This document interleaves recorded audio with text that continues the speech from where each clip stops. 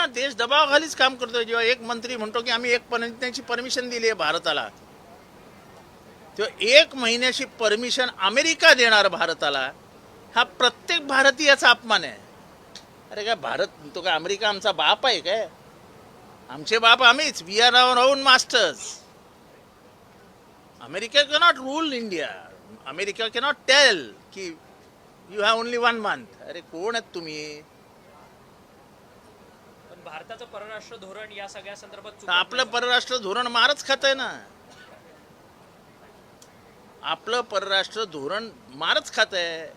Iran आणि अमेरिकेच्या युद्धामध्ये, इस्रायलच्या युद्धामध्ये आपली काही भूमिकाच नाही आहे. आणि कारण नसताना आपली लोक पिसली जात आहेत.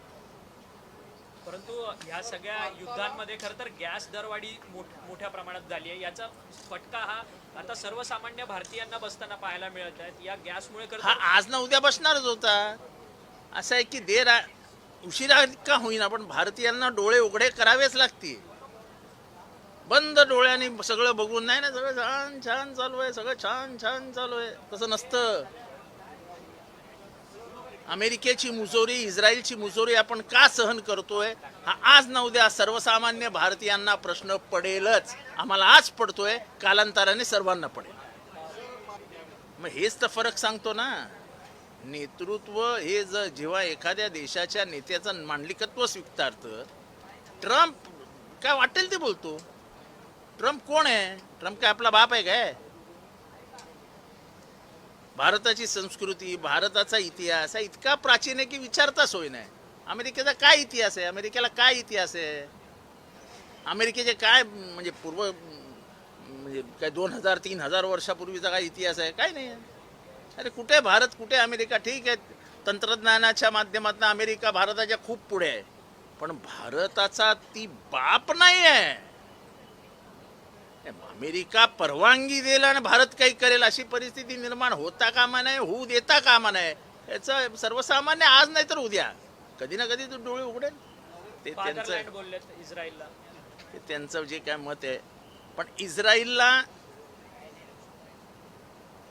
जेव्हा जमीन देण्याची वेळ आली तेव्हा ह्या जगातला पहिला माणूस होता ज्याने इस्रायलला 1 इंचही जमीन देऊ नका असं सांगणारा.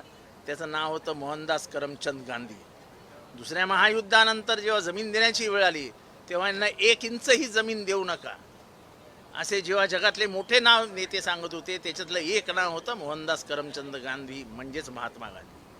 कारण का त्यांना त्यांची नियत माहिती होती. 1 इंच जमीन दिली, आज पूर्ण परिसर खाऊन टाकला. लाखो हजारो म्हणजे करोडो रुपये लोक माणसं मारली गेली. आज गेल्या 60 महिन्यामध्ये कमीत कमी 20-25 हजार लहान पोरं मारली आहेत. एवढी लहान पोरं क्रूर आहेत. बोलायला कोणी जगाच्या पाठीवर माणसं शिल्लक राहिलेली नाहीत, कोणी बोलत नाही. आणि ज्या भारताने कायम भूमिका घेतली होती तो भारत शांत बसला. सर, अजित पवार यांच्या वाटत नाही, पण त्याच्यात काय प्रफुल्ल पटेल खुलासा करतील ना, ते लग्नालाच गेले होते. पण एकंदर VSR कंपनीची जे गांभीर्याने चौकशी व्हायला हवी ते गांभीर्य CID कडे दिसतच नाहीये. तो मालक बाहेर फिरताना दिसतोय, आतमधनं बातम्या येत आहेत की इन्क्वायरी चालू होती तेव्हा तो क्रिकेटची मॅच बघत बसला होता. अशा प्रकाराने जर चौकशी होणार असेल तर मजा आहे. परंतु याच VK सिंगने या सगळ्या CIDच्या जबाबात असं देखील मत नोंदवलंय की जो काही सुमित कपूर जो पायलट आहे त्याची तो प्राथमिक दोषी आणि त्याची चुकी आहे म्हणून तो दोषी. आता तो दोषी आहे तर मग मालक दोषी नाही का? हे किती सोपं आहे. सुमित सिंग गेला, त्याच्या चुकीमुळे दादा गेले, त्याची चुकी आहे. माझं काय? अरे विमान तुझा, विमानाचा मालक तू, कोणाला नोकरीवर ठेवायचं ठरवणार तू, तपासण्या तू करणार, सगळं तुझ्या सहीने सही होणार. आणि बेशरम सारखा सांगतो की सुमित सिंगची चुकी आहे. अरे आम्ही आमचा एक माणूस गमावला ना त्याच्यात. हा जो मुजोरी आहे, ही जी मुजोरी आहे ती तोडायची आहे. हे बघा, तुम्ही काय नार्को टेस्ट करा नाही तर काही करा, ह्याच्यातनं काही फार उघड होईल असं मला अजिबात वाटत नाही. पण एकंदरीतच या प्रकरणातनं काही फार मोठं गुपित बाहेर पाडतील, फार मोठी इन्क्वायरी होईल, फार चौकशा होतील याबाबत मी साशंक आहे, किंबहुना मला वाटतच.